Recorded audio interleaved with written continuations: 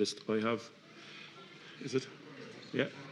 Senator. Yeah. Sorry, Grandma. Thank you, Minister. Thank you, Senator. Thank you, Carlock. Minister, you're very welcome to the House. And I raised the matter in regarding the issue of travel vouchers for customers of airlines.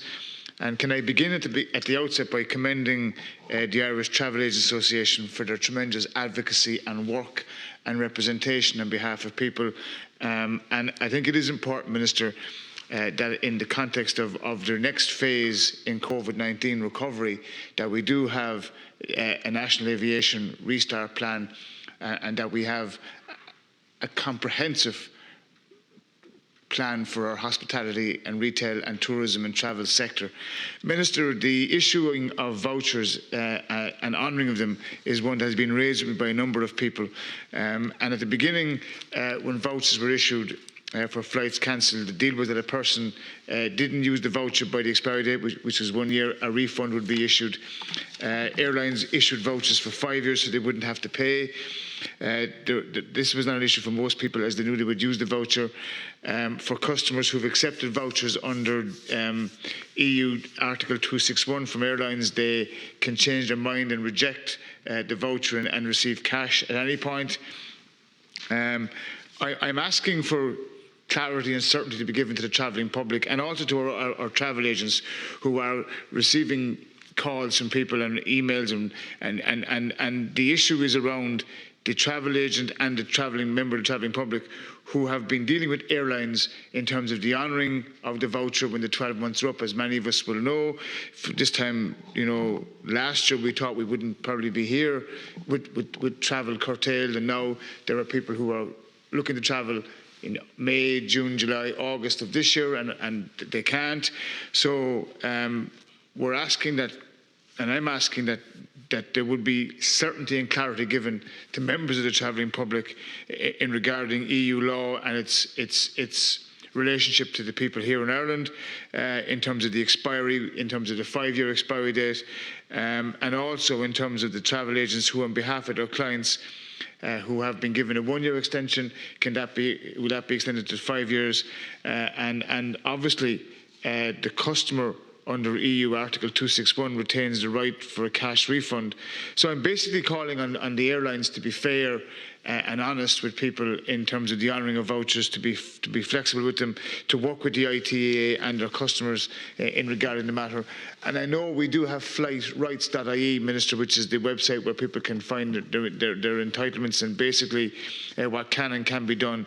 But I'm appealing to the airlines and to the government to ensure that the rights of travelling public are upheld and that the expiration date for airline vouchers is expanded and is extended. There's a flexible approach taken and given to people.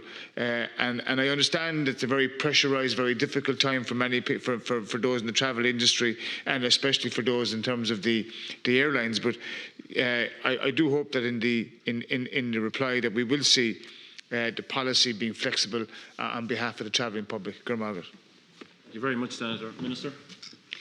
Thank you, and thank you, Senator Buttimer. Firstly, Minister Naughton gives her apologies that she can't be here, but has asked me to fill in, obviously. The COVID crisis has seen an unprecedented impact on international travel, and as a result, civil aviation globally is currently experiencing its most challenging crisis ever. Many analysts are predicting that it will take several years for the sector to return to 2019 levels. Minister Naughton has met with all of the key aviation stakeholders, and her officials continue to engage with airports and airlines on a continuous basis. Minister Naughton remains concerned that the current uncertainty around international travel, and given the less than positive prospects for summer 2021 than any of us would have hoped for, is leaving Irish consumers exposed to financial loss as a result of complying with public health guidelines. The impact and the strain of the current trading environment on airlines and their staff is fully acknowledged, and the financial and commercial pressures that persisted for so long as international travel is restricted are fully understood. Government has responded to the crisis impacting businesses, including airlines, through the various supports such as the wage subsidy scheme grants, low-cost loans, commercial rates waiver extended into 2021 and deferred tax liabilities. In addition to the economy-wide measures, on the 10th of November 2020, Government announced an €80 million funding package for Irish aviation. This provided an extra €48 million in supports for 2021, in addition to those announced in Budget 2021 of €31.3 million.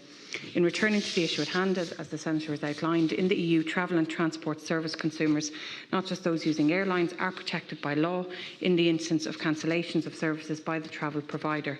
In the case of cancelled flights, the rule under the Air Passenger Rights Regulations, known as EU 261, are very clear. The passenger must be given the choice of a refund or alternative flights later at no extra cost. The EU rules allow for passengers to accept a refund ordinarily by cash or bank transfer, but also by way of a voucher. The passenger must give their consent to accept a voucher rather than cash, and once that voucher is issued by the airline, it has fulfilled its lawful obligation. The EU Passenger Rights Regulations do not cover situations where passengers cannot travel or want to cancel or postpone a trip on their own initiative, for example by following government advice not to travel. However, having said this, Minister Naughton has taken many opportunities to impress on the main Irish airlines that their treatment of passengers who choose not to travel, for example in following government advice, needs to be fair and it needs to be reasonable. Minister Naughton recently sought clarification from both Aer Lingus and Ryanair on their current rebooking policies. She has specifically requested the airlines to set out their respective policies in respect of their voucher and rebooking options for passengers who choose not to travel under the current rules governing international air travel, how they propose to provide for future bookings by passengers should travel restrictions persist, and how they propose to handle customers who have previously rebooked 2020 travel, likely at an extra cost for travel in 2021 or beyond, or those who previously accepted a time-limited voucher but have not yet rebooked their flight. Aer Lingus has indicated that under their Book with Confidence policy, covering all flights scheduled to run until the end of this year, available to passengers up to the end of September at least, including those who may have already rebooked for a future travel date, allows customers to change their travel date free of charge as many times as they wish, up to 2 hours before their flight.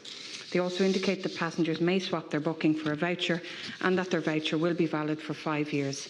Ryanair has clarified that the expiry dates for vouchers that were issued for flight cancellations last year are being extended to enable passengers to make bookings when travel is open again. The Minister understands from their response that rebooking can be made with no flight change fee for travel before the 31st of October this year. Ryanair has also informed the Minister that vouchers were offered to customers whose flights were cancelled and they can be converted to cash at any time and can be redeemed for future bookings. While it is recognised that airlines will keep such policies under review, it is incumbent on them to ensure that they deliver on these policies in a way that is easy to access by the consumers. In continuing dialogue with the airlines, the Minister will ensure that passengers' experience is kept in focus so that they can have confidence to travel with their preferred airline when the conditions allow. Thank you. Thank you very much, Minister. Senator Buttimer. And I welcome the Minister's response and I very much welcome the commitment by both Ryanair and Aer Lingus to honour the arrangements that have been put in place in terms of the travelling public. And it is, as the Minister said, a very difficult one. It's one that needs to be kept under constant review. And government have given huge support to the aviation sector. Minister, I thank you for the reply. The impact is profound. And I do hope that as a follow-up to today and into the future, Cathaoirleach and Minister, that we can see an aviation restart plan put in place. It is important that we instil confidence in the travelling public, that we support our hospitality and our tourism sector, but it's also critical that we put in place supports and measures which we have as a government for the aviation sector. I want to thank the Minister for the reply. It's good that there is a flexible approach being taken by the airlines. It's about giving the travelling public confidence to travel when we can. As the Minister said, government advice is that we can travel now and that when we can restart, that these arrangements are honoured, and I wish the Minister well, and I wish her every success in her personal life as well. And it's probably one of your last few days here, so Minister Barbu will ask her Margaret. Thank you very much, Senator. Minister. I think really the objective, not just for Minister Naughton but government over the last year when it comes to the aviation sector, is firstly to make sure that obviously whether it's those who are travelling abroad for holidays or whatever other reason, that they were not negatively impacted, and obviously a huge amount of work has been done to ensure that where possible refunds have been given, but where not, that these vouchers are provided, and obviously that the terms and conditions are as flexible as possible.